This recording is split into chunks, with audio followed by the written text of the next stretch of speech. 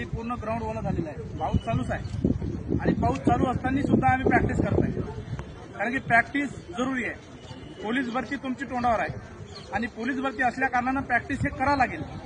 मग ते आपण प्रॅक्टिस कशा स्वरूपात करायची चला मी दाखवतो।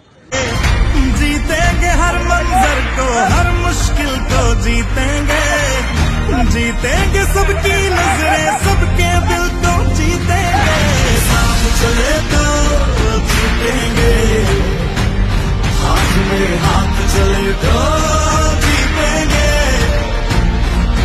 हम साथ चले तो जीतेंगे, हाथ में हाथ चले तो जीतेंगे।